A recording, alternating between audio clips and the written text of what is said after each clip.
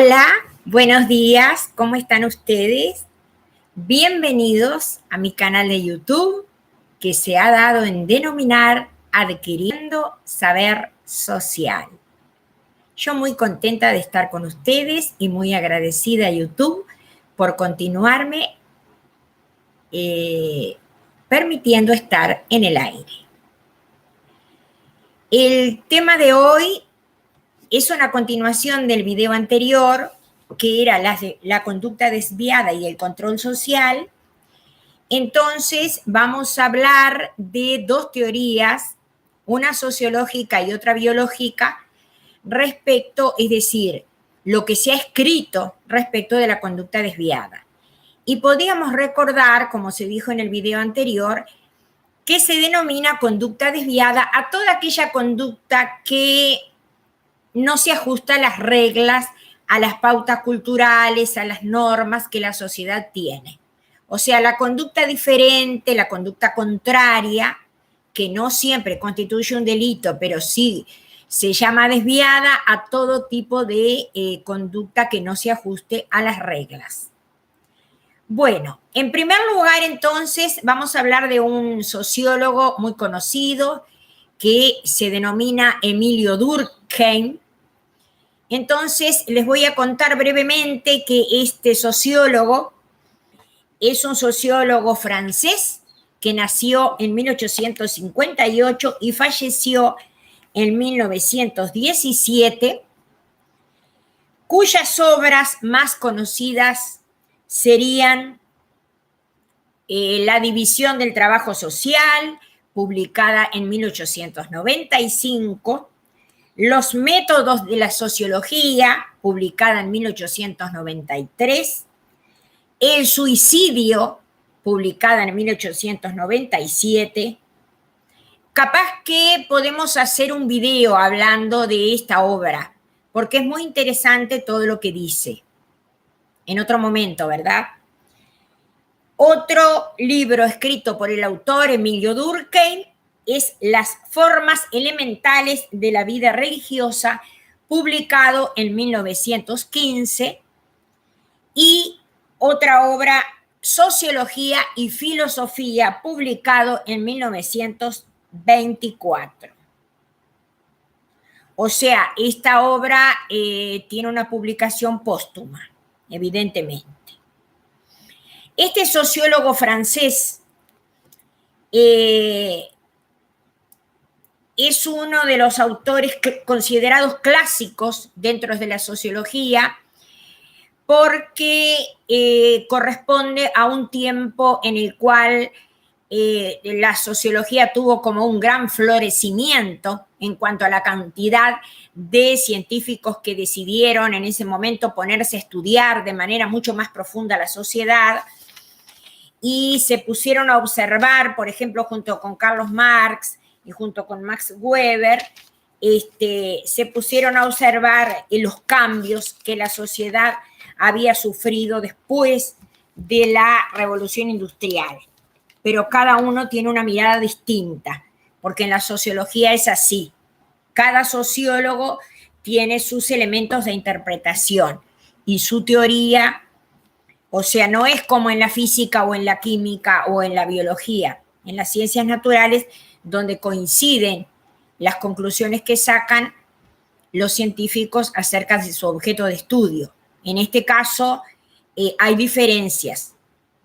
Por eso cada uno tiene su manera de ver, cada uno tiene su lente a través del cual mirar la sociedad, y en estos momentos a ese lugar desde donde se paran los sociólogos a observar la sociedad es lo que se le ha dado en denominar los paradigmas.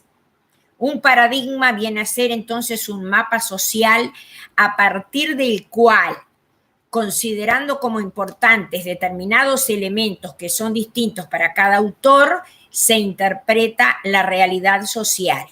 Eso sería una definición de lo que es un paradigma.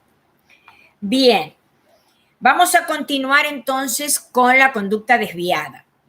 Emilio considera que la conducta desviada, inclusive el delito, no es algo anormal, sino que es algo natural dentro de la sociedad y da una serie de razones por las cuales él considera que a la larga la desviación cumple una serie de funciones que contribuyen positivamente con la sociedad.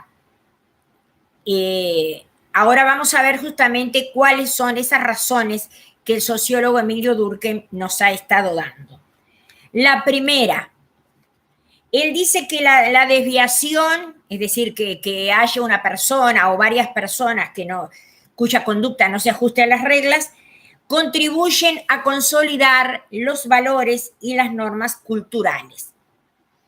La sociedad transmite un mensaje a través de sus reglas y también transmite sus valores. Y ese mensaje implica, hay que tomar en cuenta esto, es como el punto de partida de la idea.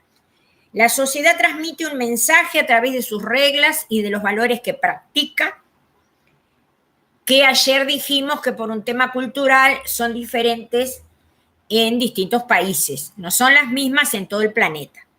Bien, la sociedad transmite un mensaje a través de sus reglas y de sus valores, y ese mensaje implica que hay una mayoría de personas que está de acuerdo acerca de lo que está bien y acerca de lo que está mal. Entonces, de modo que la consecuencia de pensar, la consecuencia de esta primera idea es que todo lo que se considera que está bien sería lo correcto, y solo se entiende lo correcto en oposición a lo que está mal, a lo que es ilícito. Dentro de este encuadre, entonces, dentro de esta primera idea principal, Emilio dice que la desviación, la conducta desviada, es indispensable para que pueda lograrse un consenso sobre las normas morales. Como que cada vez que ocurre un hecho, que una persona viola las reglas, el resto de la sociedad, la mayoría que reacciona frente a este hecho, que puede ser delictivo o puede ser que no, hace que se confirmen, que las personas, estén más de acuerdo en cuáles son las normas. Como que las normas adquieren una claridad frente a estas situaciones. Esa sería una de las funciones positivas de la conducta desviada. La segunda idea que tiene Emilio Durkheim es que la respuesta del resto de la gente a la desviación contribuye a clarificar las barreras morales. De este modo, las personas que son miembros de la sociedad pueden tomar conciencia de dónde está el límite entre las conductas buenas y correctas y dónde terminan las conductas buenas y correctas y dónde empiezan las conductas malas e incorrectas, o dónde está el límite entre lo que no es delito y lo que es delito. Como que delimita las barreras, digamos. La que delimita las barreras viene a ser la reacción del resto de las personas, no la persona misma que ha llevado a cabo la desviación, sino la reacción de todos los demás miembros de la sociedad. Van ayudando tanto a clarificar las normas como a delimitar las barreras de dónde termina el bien y dónde comienza el mal. Un tercer punto dentro de la teoría de Emilio Durkheim es que la respuesta a la desviación contribuye de un modo positivo a la cohesión social, a la unidad entre sus miembros. La cohesión social viene a ser eso. Lo vemos en aquellos casos que ocurren, que vemos en los informativos y que nos dejan estupefactos, aquellos casos que son muy crueles, que pueden ser de homicidios, de feminicidios o de infanticidios. ¿Qué pasa en esos momentos cuando se dan esos hechos con la actitud de las masas? de la población en su conjunto, cómo reacciona. Se construye un pensamiento que a veces incluye también emociones, porque se agrega emociones como el dolor, como la ira, como la impotencia. Entonces se construye con la reacción del resto de la gente, o sea, con la mayoría de la sociedad que está observando el hecho grave que ocurrió, se construye una solidaridad colectiva frente a ese acto brutal. Quiere decir esto que la reacción entonces de toda una comunidad frente a hechos que escandalizan permite que, o sea, tiene una consecuencia positiva, que es que se consoliden los lazos morales que unen a esta comunidad. Nosotros en nuestro país, por ejemplo, podríamos citar, sin tener ninguna intención de faltar al respeto a la familia, el caso ocurrido hace muy poco tiempo atrás en el departamento de Paysandú, que un señor asesinó a su hermana y a su sobrino, ¿verdad? Esto, según la teoría del señor Emilio Durkheim, permite que se consoliden los lazos morales que unen a esa comunidad. Es decir, que se reafirman las ideas respecto del bien y del mal que esa comunidad tiene.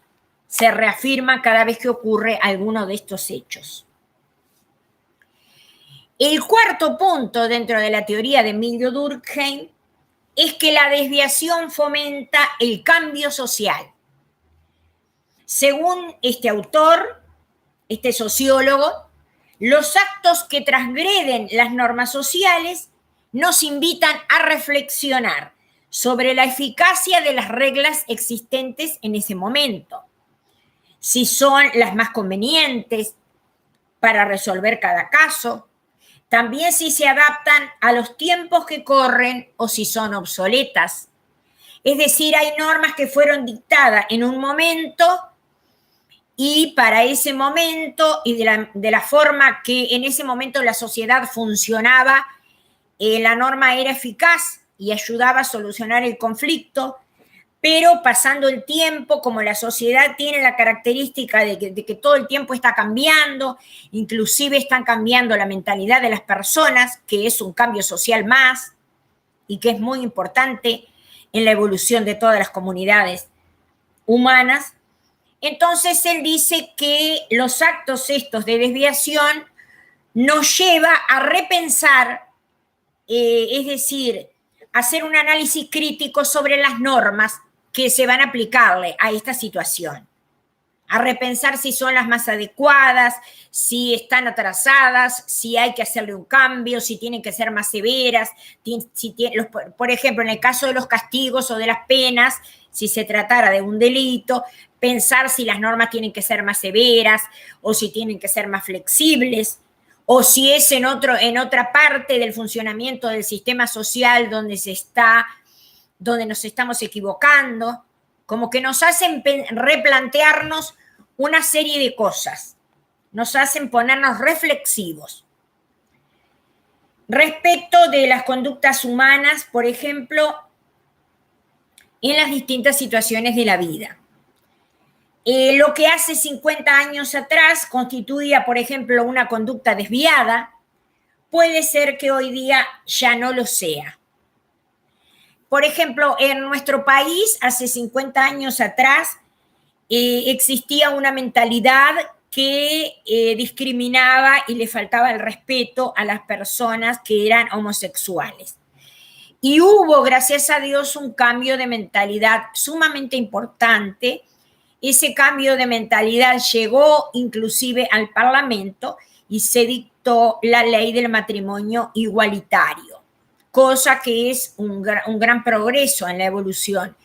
Es considerado como un gran progreso en la evolución de la sociedad.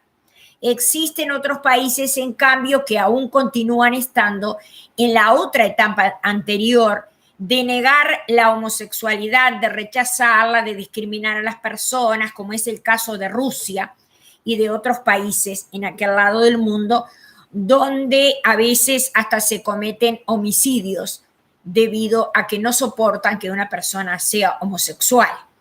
De manera que ahí hubo un cambio social en la mentalidad. En el caso de nuestro país, hubo un cambio de reglas y la conducta que antes era considerada desviada ya no es considerada desviada, ya es considerada normal. ¿Verdad? Bien. Por aquí podemos dar por terminado la teoría de Emilio Durkheim, darle las gracias por sus aportes a la sociología, que fueron todos muy importantes y que los vamos a volver a tocar en otros temas en los que corresponde hablar de sus obras. Y vamos a pasar a una segunda etapa del video, que es el enfoque de la conducta desviada, pero desde la biología. Hagamos un pequeño intervalo para decirles que este canal se denomina Adquiriendo Saber Social, que me gustaría mucho a los que les guste el video que me den un like, me gustaría que le cuenten a todos sus amigos, parientes, conocidos y vecinos del barrio que este canal existe. Sería muy bonito y les agradecería una enormidad que compartan en sus redes sociales los videos que yo hago para colaborar. Fíjense que lo que yo digo no es contenido en este momento. Al principio de los videos sí era contenido que tenía mucha opinión personal mía, pero hace mucho tiempo que dejé de hacerlo y actualmente solamente estoy compartiendo con ustedes un conocimiento adquirido a lo largo de toda mi vida. De manera que la idea es que llegue a la mayor cantidad de personas posibles, porque justamente si yo tuve la oportunidad de estudiar, capaz que hay otras personas que no lo hicieron, y me parece a mí que todo el mundo tendría el derecho de estudiar. Todo el mundo tiene, el derecho de estudiar, y todo el mundo tiene el derecho de conocer todos estos elementos de los que yo hablo en estos videos. De manera que cuanto más grande sea la divulgación, mayor cultura vamos a aportar a la gente que no ha tenido la oportunidad de estudiar. Pero para eso necesito la ayuda de ustedes, de mis estimadísimos suscriptores, a quienes les estoy enormemente agradecida. Pero necesito que se nos amplíe el número para poder seguir enseñando. De esta manera, yo no estoy percibiendo ningún tipo de dinero ni de ingreso de ninguna forma. Lo estoy haciendo completamente de corazón, probablemente para agradecer el hecho de que la vida me dio la oportunidad de estudiar y de que vivo en un país donde la educación es gratuita, o sea que tengo que estar agradecida al Estado también. Bueno, que me den un like, que se suscriban, que le cuenten a mucha gente que existe este video. Para eso era el intervalo y lo vamos a ir dando por terminado. Continuemos con el tema desviación y control social, Vamos a hablar de un enfoque desde la biología. Hace 2 siglos atrás ocurría que mucha gente creía, de manera equivocada, que la conducta de los seres humanos podía explicarse en términos biológicos. Por ejemplo, en el año 1876, Cesare Lombroso, no lograba ver el apellido del autor, César Lombroso, un médico italiano de las cárceles de aquel país en ese tiempo, creó una teoría en la cual sostenía este autor que los delincuentes tenían, o sea, no nos olvidemos que en ese momento la medicina y la psiquiatría es una ciencia relativamente nueva. Los descubrimientos se han realizado mayormente en el siglo XX y ahora en el XXI. Continúan realizándose porque no se ha terminado de conocer la forma como funciona el cerebro humano. Entonces, en esos momentos, la medicina estaba, con respecto a cómo se encuentra ahora, en un estadio muchísimo más atrasado. Hay que tomar en cuenta eso para comprender las teorías de las que les voy a presentar en este momento. Él creó, el señor Lombroso, una teoría en la cual creía que los delincuentes tenían unos rasgos físicos característicos. Por ejemplo, que tenían la frente muy estrecha, que tenían los pómulos prominentes, que tenían las orejas separadas, que tenían vello abundante y brazos muy largos. Más adelante, otros estudiosos terminaron demostrando bastante pronto que esta teoría era completamente errónea y que esos rasgos los podía tener cualquier ser humano. No tenía nada que ver con ser o no delincuente. De manera que los rasgos físicos que el autor señaló no guardaban ninguna relación con la posibilidad de cometer delitos. Hubo otra teoría, la de William Sheldon y Eleanor Glueck. Estos científicos registraron durante un tiempo los datos de cientos de jóvenes y relacionaron su constitución física con sus antecedentes penales y entonces crearon una hipótesis a partir de la cual realizar sus investigaciones científicas, y esa hipótesis sostenía que los padres tratan a los hijos que tienen una fuerte constitución física de un modo mucho más frío y menos afectuoso que a los hijos de constitución física más débil. Y que esto los conduciría, por lo tanto, a ser más agresivos y a tener, por lo tanto, mayor probabilidad de cometer delitos. Esta teoría también resultó ser refutada, ya que no se encontró evidencia científica como para verificar la hipótesis de los autores William Sheldon y Eleanor Glueck. O sea que también resultó ser errónea. Sin embargo, debemos de decir lo siguiente, que la biología ha hecho aportes verdaderamente importantes en este aspecto de la criminalística y de los trastornos de la personalidad, debido a que a partir de que se realizaron descubrimientos tales como que las malformaciones congénitas en el cerebro, o el hecho inclusive de que cuando un niño nace se utilicen unos determinados aparatos llamados forceps que aplasten una parte del cerebro, puede lesionar determinadas partes de uno de los lóbulos del cerebro y puede justamente al lesionar una determinada parte, no nos olvidemos que cada uno de los lóbulos del cerebro dirige una parte, unos dirigen el habla, otros dirigen la motricidad, otros dirigen el pensamiento analítico, otros dirigen las emociones y los sentimientos. Es decir, que según dónde esté la lesión, va a ser el trastorno de personalidad que la persona pueda tener. Y eso está comprobado científicamente de manera completamente segura.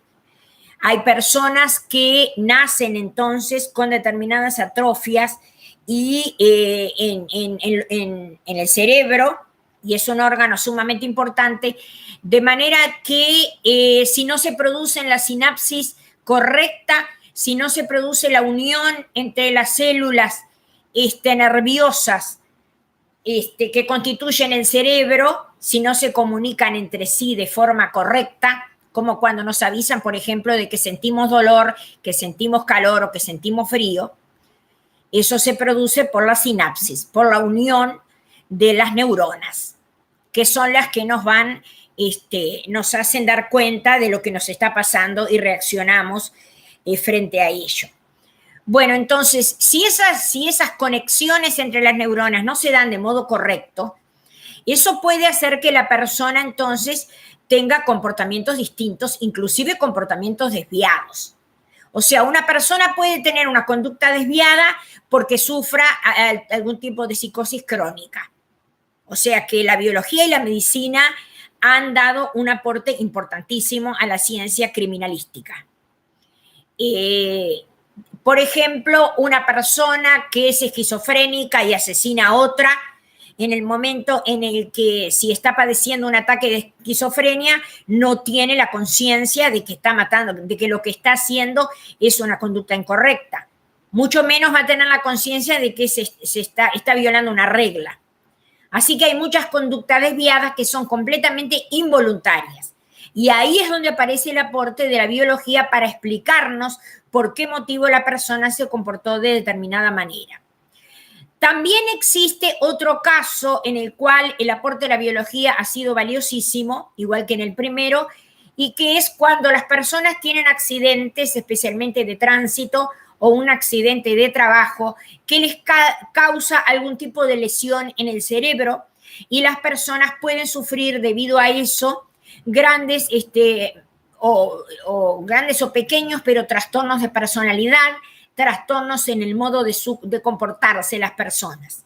Y por lo tanto pueden llevar a cabo conductas desviadas por tener, por ejemplo, un tumor cerebral que se le formó como consecuencia de una caída o de un golpe que tuvieron en la niñez, ¿verdad?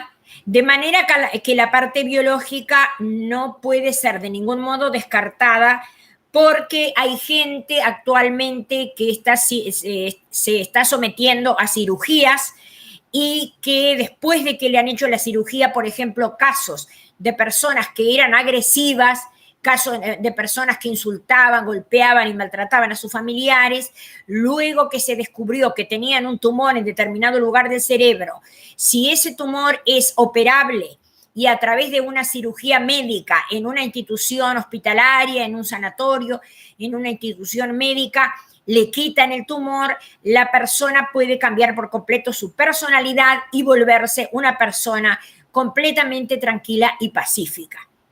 De manera que los aportes de la biología son entonces tremendamente valiosos, y los avances de la medicina y los avances de la psiquiatría cada día nos ayudan más a entender este tema de la conducta desviada. Es decir, inclusive hay enfermedades que antes no se sabía que eran enfermedades, y entonces se pensaba que la persona era caprichosa o mañosa, o que la persona era holgazana, y en realidad se trataba de que tenía algún tipo de disfunción en algún órgano de su cuerpo. Como pasa, por ejemplo, con el tema de la tiroides, que cuando las personas tienen hipotiroidismo, tienen falta de energías, y no es porque sean holgazanas. Y antes de conocer la medicina, habernos dado ese aporte, nosotros podíamos cometer el error, especialmente en el trabajo donde la persona se encuentra, de considerar que la persona no quería trabajar porque era un inútil. Y se cometió una injusticia, pero no se la cometía a propósito, sino por la ignorancia de no saber, de no haber descubierto aún. De manera que los aportes de la medicina a esta ciencia de la criminalística y de la conducta humana son sumamente importantes. Y todos los avances de la psiquiatría cada día sirven para permitirnos defendernos, especialmente porque en estos momentos del siglo XXI estamos viviendo momentos casi que catastróficos con todas las cosas tremendas que están ocurriendo en el mundo. No es solo el cambio climático, ni los terremotos, ni los volcanes, ni las inundaciones, sino que también está habiendo grandes crisis económicas, también están habiendo guerras, y también la gente está perdiendo el norte, la gente está perdiendo la orientación. Los jóvenes pueden llegar a confundirse mucho, debido a justamente que estamos viviendo en momentos de una etapa de la historia de la humanidad terriblemente convulsionada, en la que además el sistema capitalista está siendo como muy agresivo, el consumismo está siendo tremendamente exacerbado, lo que conduce de una manera directa a la comisión de más delitos y de que haya más conductas desviadas. Por lo tanto, vieron que finalmente todo en la sociedad, todo está relacionado entre sí, pero está relacionado de una manera de causa a efecto, no relacionado de una manera loca y caótica. Bueno, ya les presenté entonces el contenido de las dos teorías, una de un sociólogo y la otra desde la biología. En un próximo video nos vamos a encontrar con la teoría del etiquetaje y de lo que son las estigmas, que son teorías también que se han escrito en relación a la conducta desviada y en relación a la comisión de los delitos. Dan una explicación de sociólogos, pero desde un paradigma completamente diferente al paradigma del que hablamos hoy. Vamos a continuar entonces en ese camino para que vean cómo hay muchas miradas de un solo fenómeno social. Y así pasa con todos los fenómenos sociales. Todos los fenómenos sociales. No hay una explicación sola, sino que cada conjunto de sociólogos, desde el paradigma en el que se encuentra parado, le va a dar una explicación diferente. Pero todos aportan elementos que son tremendamente enriquecedores para entender la conducta humana y para mejorar también las relaciones humanas.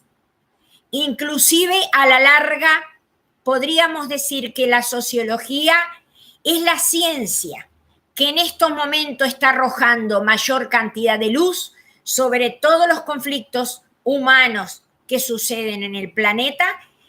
Como decía un compañero en un liceo que yo trabajaba, decía, la sociología es la ciencia del futuro. Un gran profesor que recuerdo todavía. Y del que aprendí muchas cosas interesantes y a quien le estoy muy agradecida. Bueno, señores, fue un gusto estar con ustedes, un verdadero placer. Este canal se denomina Adquiriendo Saber Social. Me gustaría muchísimo que llegue a más cantidad de gente joven.